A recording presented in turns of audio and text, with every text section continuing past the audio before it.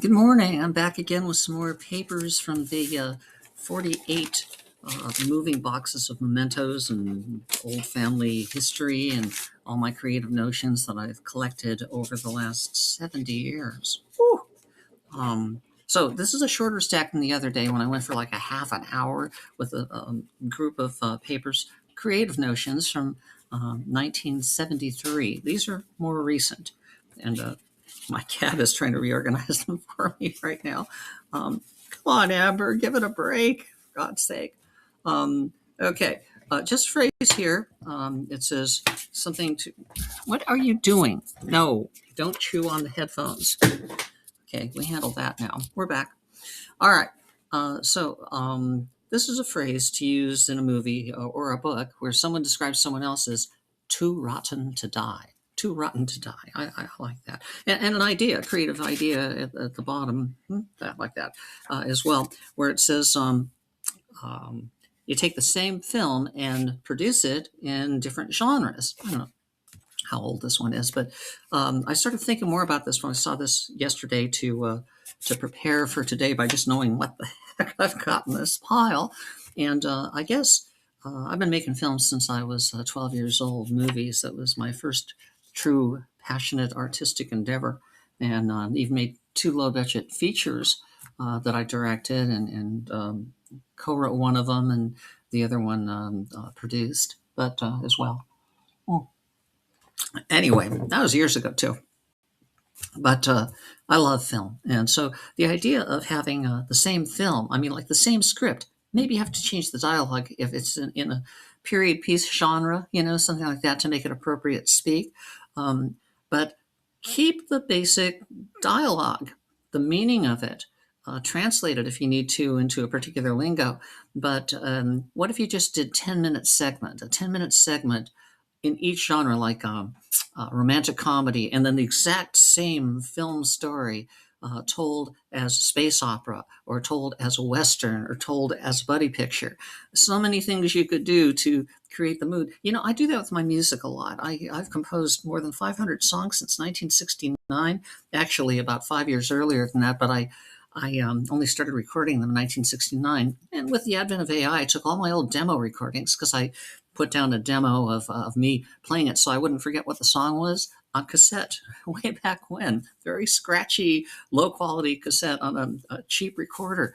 And yet, now all these years later, I can take those recordings, upload them to AI, and then futz around with the prompts in order to have different styles of the same song. So one time it's a 1920s jazz style. Another time it's a sweeping, majestic movie score. Another time it's a modern pop rock style of a song I wrote 50 some odd years ago. Anyway, I've got 500 of those, and putting them into different styles is fascinating to me to hear something. So if you go to my, I'll put a link in the description. If you go to Tarnished Karma on YouTube, or if you go to Tarnished Karma Music, where I also put all my outtakes and alternate versions and experimental pieces. But Tarnished Karma has my best stuff, and I'll put the links down below. Or even some of them here on my main page, which is where this is probably going to be the only place it's posted. Maybe. Anyway, you'll find a lot of my music there. I put up all the demos, and 500 demos took me a while. 30-minute cassettes, turn them into digital, break them into pieces for each individual song, sometimes 30 of them per cassette tape. Take those, turn them into videos, upload them all. Now take those same ones, upload them to AI, create 30 different versions of each one. Go through them, listen to them, pick the best, turn them into more modern looking, more professional videos. So I guess this idea here, which happened before the whole AI thing, I know this is earlier than that, of taking the same film and putting in different genres, is just a fascination of mine, is to hear the same underlying structure. Remember, I'm co-creator of the dramatic theory of story, and as such, I recognize that structure, the same structure, can appear in many different ways. For example, the movie West Side Story can also be Romeo and Juliet. And there was a movie by the comedian Steve Martin called Roxanne, which was based on Cyrano de Bergerac. It's exactly the same structure, just with different clothing on. So, again, suppose we had a good actor like Benedict Cumberbatch. Thank you. My coffee's going to be heated by the great and wondrous Teresa, my idol. That's nice. Oh, she actually is dumping the old coffee. This is important news, so stay with me here. Benedict Cumberbatch, stay on target. Yeah, she's making fresh coffee for the two of us, and has dumped the old because I've been talking instead of drinking, and bringing me the new. Now, doesn't that make it all better? I mean, it does for me. I don't know about for you, but yes, Benedict Cumberbatch, okay, or Cumberbutt Dicky Batch or whatever.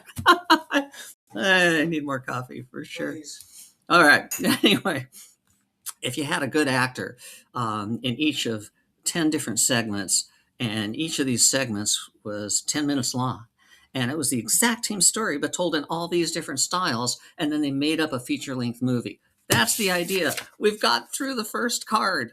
What do you think? Now, how much would you pay? But wait, there's more. God help us all. All right. Here's another one. This is a cartoon. Yeah, I'm not a very good artist, but I can do sketches from time to time. I'm going to show it to you first, and then I'm going to explain it, okay? I'm looking at it from below because it'll go out of focus otherwise. There we go. All right, over here in the middle, that's an amoeba. And this is a, oh, for God's sake. And stop it. Okay, that's an amoeba. And this is a crossroads that you see. This kind of the Y-shaped thing here and there. It's crossroads. And then it has a road sign in the crossroads, and it says evolutionary pathway. And you can go one way or the other. And on the one side, it says live forever. That's one choice for the amoeba. On the other side, it says die but reproduce. Little nookie. Okay. And the caption is thinking with our gonads since time immemorial. So yes, we'd all be living forever if that stupid amoeba had not gone down the evolutionary pathway to reproduction. It would just continue to exist. I guess we wouldn't exist then, so we're the benefit of its nookie.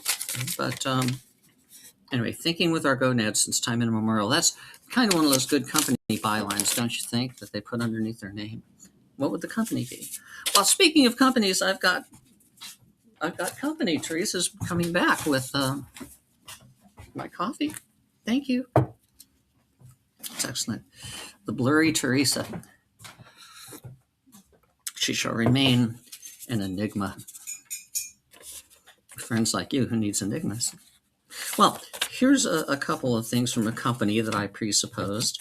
Getting back to companies. I have 4,000 short creative writings. You've heard the kind of poop I put out here right out of my mouth. You're listening to me right now. And I've taken the very worst / best of that, and I've saved it for over a third of a century.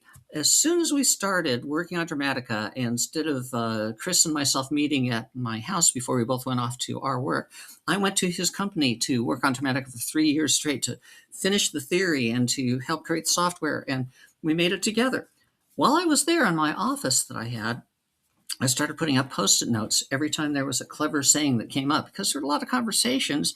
That's usually where they happen when I'm talking to somebody, which is usually 90% of what a conversation is me talking to other people and them listening. Does the word edgewise mean anything to you?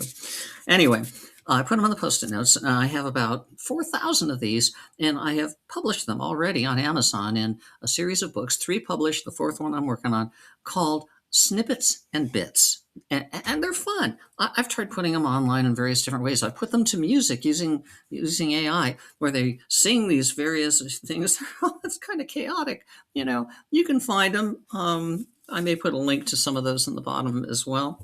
Anyway, I've tried getting interest to them on a Patreon page that I had for a while. I still do, but I'm not doing anything on it anymore because nobody jumps up and shouts and says, "Oorah, oorah, yay."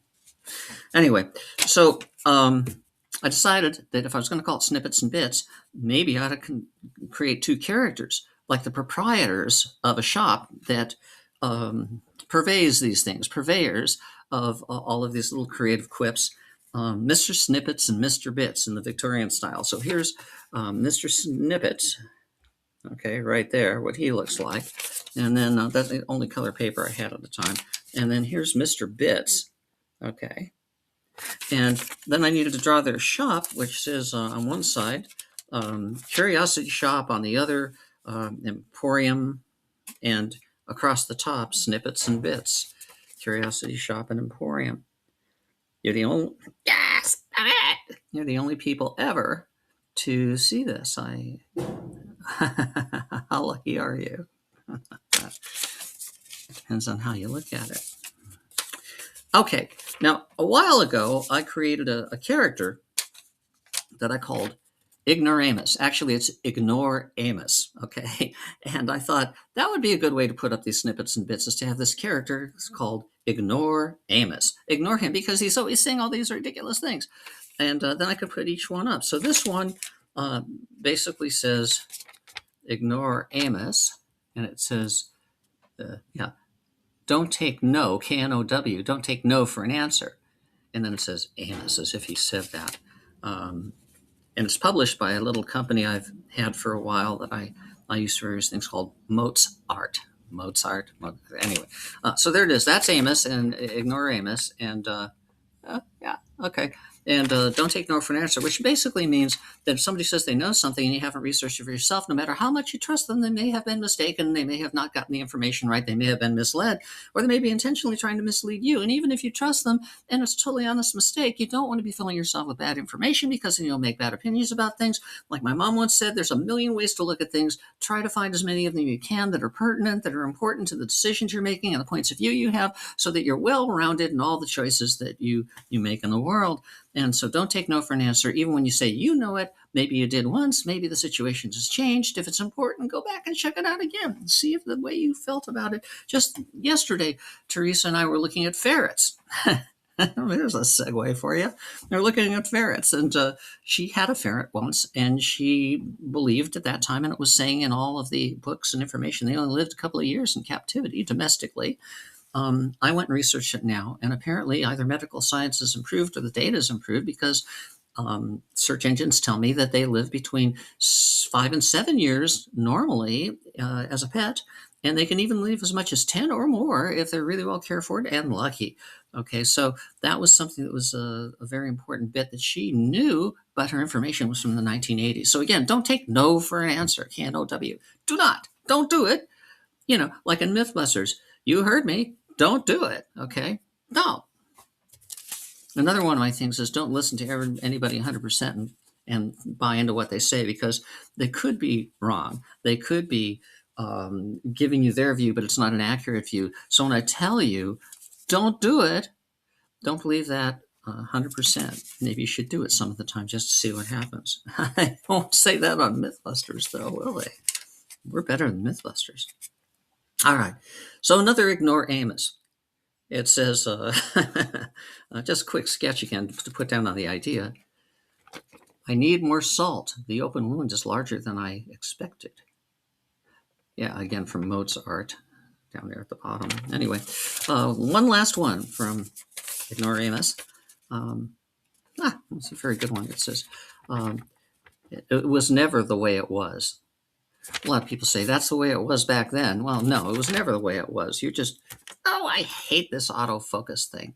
Anyway, because you don't take into all the context, all the other things that were happening at the same time, the sequence of events that led up to something, and you remember just the chunk, and you say, that's the way it was. Walter Cronkite had a program called That's the Way It Was. He used to come over and say, that's the way it was at the end of the program. That's pretty good. That's the way it was. That's Walter Cronkite. Anyway, newscaster who also did some documentaries and stuff, he's the first one to say that we couldn't win the Vietnam War. And President Johnson had commented when on the nightly news, because we didn't have all this news all over the internet, he would every night there would be the three networks, ABC, NBC, CBS, and they would come out and they would give the news. And on CBS, that was Walter Cronkite's station, and all of America tuned in. That's how we understood what was going on in the world in this newfangled thing called TV. And so he came out one night and said, so at the end of his report, after everything, this is a war that the United States cannot win. It is an unwinnable war. And as soon as he said that, then President Johnson commented the next day to someone, it is historically documented, but do you trust me or do you want to find out for yourself? President Johnson said, well, if Hitchcock, I was watching a thing with Hitchcat today where they had a cat going into the thing with Hitchcock that he had written. Dun, dun, dun, dun, dun, dun, dun. If you don't know what that is, I must sound insane. If you do know what that is, I must sound insane. Anyway, Hitchcock. Okay. Yeah, just picture Robin Williams on speed. That's me. uh, don't picture that. Anyway, so President Johnson said, if Walter Cronkite says we can't win the war, then we've lost America. And that was true. Right after that, everything changed because everybody trusted him. He had the highest trust value of any man in America, even above the president. Imagine someone being more trusted than the president. On those days, that meant something. Not so much anymore. Anyway, but that's the whole bit about trust. And yeah, you know how we got there. You just watch this. All right. Okay. Like quirks on a sea of obscurity. I guess I wrote that about my own YouTube channel or my other venues. Like quirks on a sea of obscurity. That's like this video here. It will float out there and no one will ever see it. And if they do, it will be soon lost, but it'll still float. I mean, they don't erase these things. They just don't promote them anymore. And so there's this, you get it up, you get a few likes, a few hits maybe, and then it's gone forever and nobody ever sees it again in recommendations of any kind, but it's there. All right. That's bullshit. Well, no, it's just poor. It's good bullshit. Oh yeah. Here's an idea I had. They always show these things in science fiction where they talk about how like even today and the current series on television about the alien whatever. Where they are doing the modern thing with Wayland Yutani and they have all the synth people and everything. The new series, when they migrate the minds of people into these synthetic bodies, they do it all in a chunk. It's like bzz, bzz. Now, what happens to the body? Is the mind gone, or is this a replica? That's a good question because there have been many stories that talk about how they take the mind, copy it, and put it into this machine. Star Trek, the original series, did that. But the question is, what about the original one? Well, are they still thinking? Are they still feeling? Does the process kill them so it eliminates any discrepancy between who's the real person? But I don't think anybody would really be satisfied with that if you were going to die and say, well, we'll make an exact copy of you, so bye-bye, be happy. I don't think we would. We want immortality. That's a continuation, an unbroken continuation of cognitive existence, I guess, whatever. You get the idea, right? Okay. Ideas. Okay, so how can we accommodate that in the future if we really wanted people to be able to continue to exist by putting the mind in a synthetic vessel of some sort without killing the host and running into all those ethical considerations? Well, it occurred to me that you need to migrate the mind. So here's, on this side, the mind, the brain, and over here's the new technology that's, circuits, positronic brain, whatever, call it what you will. Go ahead, I dare you, call it what you will. All right. Over here, the mind. Now, if you try to transfer it, you run into that problem. But if you open up a gateway to the positronic brain, to a little bit of it, it'll start moving in just like a city will start moving into the suburbs or whatever. People will migrate. The brain will migrate. Thoughts will migrate. So you could eventually, just by doing that a little bit of a time, migrate into the positronic brain where now there's been an absolute continuation. Remember Heisenberg? Okay, Heisenberg. You can tell where an electron is, or you can tell its direction and its vector where it's going, and but you can't tell where it is and where it's going at the same time. Okay, that's kind of like Schrodinger's cat. You can't tell if it's dead or alive, until you open the box. So the thing is, when you find out where it is, you will not be able to know where it was headed. Where you find out where it's headed or where it's going, you won't be able to find where it is.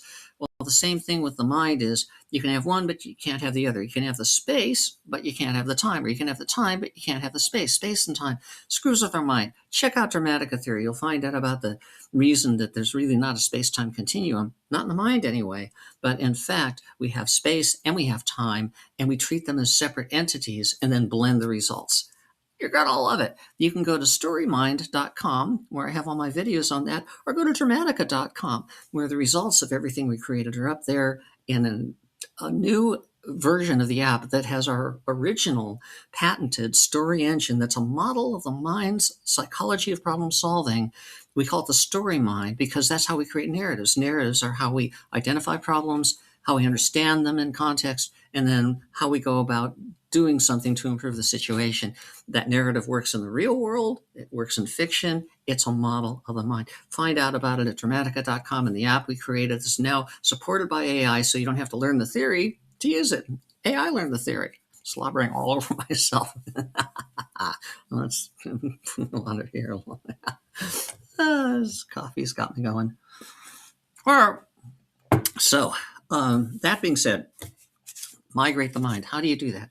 Well, if you take the positronic brain, the mind over here, and the positronic brain over here, and you slowly migrate the mind in there. But here's the problem. You can migrate it in by opening up a little more territory, and living with land like you do in a city building game, and then building the construction, and the mind moves in, takes over. Okay. But by the same token, you're not getting rid of the old part of the mind. So the old part of the mind that's here, it just sort of extends itself. And you can't have that because then you'll have to close it down again once the body dies. And if you cut it off, you're going to cut off part of the mind because it's migrated itself like that. Then you cut it down the middle and you got half a person, like King Solomon, whose mind is it anyway? All right. So what you do is when you're going to migrate, you migrate a little open and you do a little closed. Now, you can't do it as a hard stop because if you do it as a hard stop, you're going to feel memories just going away like that. And believe me, at 73, I've had that happen, okay? I probably don't know what I'm talking about right now, but you've probably already ascertained that. Congratulations, you win the prize. All right, so moving along, migrating, we have to close down the backside, but we have to do it as a fade out while we're fading in, so that just as we all have memories that fade, some of them persist because they're more powerful for reasons we won't get into right now because it's not important to the analogy. But slowly fade the old ones out, slowly fade in the new, and the mind will gradually move until it is completely operating in the positronic brain or whatever you've constructed. I figure to not have it be so jolting, the longer you can do this, the better. It could take 10 years, 10% loss of your memories spread out over 10 years. That's 1% per month, roughly 0.03%. 1/3% of your memories would be gone every day to do this in 10 years, and your thinking patterns and all that stuff. Then I started thinking about, well, as this stuff is changing, what's the half-life of identity? Quick, what is it? It's on the test. What's the half-life of identity? I have no idea. This could be like a slow, laborious stroke as it moves from one thing to the other. And I don't know if people would be willing to accept that for immortality, is to see a constant process for maybe even years of fading out of the old while they try to fade in the new. Science fiction stories could be done about people there wasn't time to fade it. They had to transfer it all at once, and there was no continuity. So you've got all the pieces, Heisenberg again, but they aren't moving in the right directions. What does that do to personality? What does that do to intent? What does it do to one's morality or one's code? If all the parts are there, but you no longer have them, it's like amnesia in some sense. I don't know. You figure it out. Got a few more of these to go through. I'll make them real fast. Yeah, fine. Okay, that one's gone. Okay, a character name that I came up with after reading Harry Potter. My own name. Malodorous stench. Malodorous stench. And also a film called Derivative, and the subtitle is The Quest for a Quest. They're looking for a quest to have, and it's anyway, that's why it's derivative. And one more character name, Mortibund Snurd, S-N-U-R-D. I like that one. I just like the sound of it. All right. Quickly, we're running out of time here. Only have 5 minutes left before my machine shuts off. Ah, good. That's not good. Just a quote from Teresa. She said here that I wrote down. Now I put these in snippets and bits, but this one never made it there. I'll have to put that in. She described something as a planet of little gods. I thought that would be a great title. All right. So over here I put, I'm the gray sheep of the family. Not dark enough to be evil, not pure enough to shear. So I also drew a picture of a sheep going woof and signed it MAP, which is me, map. I become a map for humanity of how psychology works. And anyway, those are my initials, Melanie and Phyllis Map. Okay. Finally, we're going to end here today. The latest news coming. Okay. We're going to a poem. This is a poem that I wrote for some reason. I don't know why. That's where many of my poems come. Some are epic poems, really, really long. I put it in music, the 10-minute songs. Some of them are short little 2-line quips. This one has 8 lines, and it's called Coming Down Hard on Both Sides. I don't know what that means anymore, but that's the title. It says, lost in space, forgotten by time, ignored by prose, imprisoned by rhyme, down to earth, covered in grime, and now I'm stuck in Anaheim. Well, there you have it. Anyway, that's today's stack of creative notions from my box. They now go into a box labeled Creative Notions, and I will seal it up, and then I will say on the note, these have all been committed on video. No, committed to video. Maybe it's a crime. I don't know. Committed on video. That's a good title, don't you think? Well, enough of this nonsense. We finished the important stuff. Oh, it's so important. And that's all been documented, so I never have to really look at these again. I may. I can't promise I won't open the box, crack it open, and say, yeah, I remember back in the day, that was something really clever I did, wasn't it? but no, I at least I know I've seen them, and I know I've done my duty as an artist to share them with you. All right. Okay, now I'm going to continue talking because every time I try to stop this recorder on Microsoft Clipchamp, for some reason when I get to the end, it cuts off like the last 30 seconds or 45 seconds of what I'm going to say. Now, it may not do it this time, but so let me give you a closing. First, say that's it for these creative papers for today, and we'll be back on another day soon with more creative papers or tchotchkes, little vases that are in the shape of things like that I have. Really fascinating stuff. But anyway, I'll go through my boxes. I'll share more stuff with you soon. That's it. And now I'm just going to sit here and until it cuts me off. Okay, or I get sick of what I'm saying and cut me off if it does continue to record. Jesus. Yeah. Today I'm going to the zoo for my birthday with family. Yeah. Just remember, just filler here so I don't get cut off.